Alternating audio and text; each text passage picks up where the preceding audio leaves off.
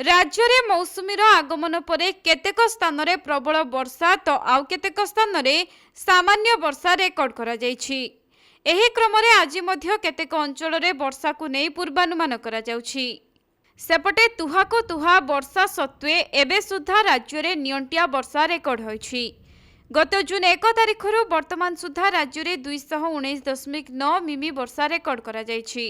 304.2 मिमी वर्षा होइथाय, किंतु चलित वर्ष ताहा होई नाही।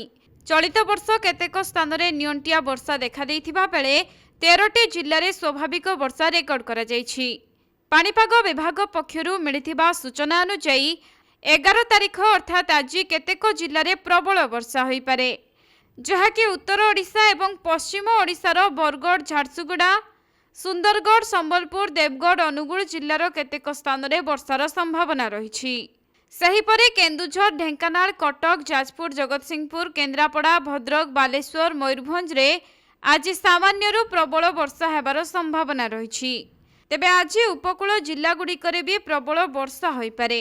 फलरे एही सबु जिल्लागुड़िक पई येलो अलर्ट जारी करिछि पाणीपाग विभाग।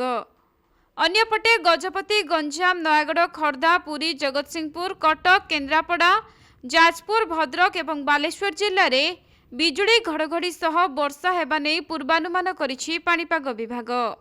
सेहीपरि जुलाई 13 तारिख रे मध्य केन्दुझर, मयूरभंज, कोरापुट, नवरंगपुर, कलाहांडी, रायगड़ा, गजपति, गंजाम, कंधमाल आदि जिल्ला रे बिजुली घड़घड़ी सह प्रबलरू अति प्रबल वर्षा होई पारे।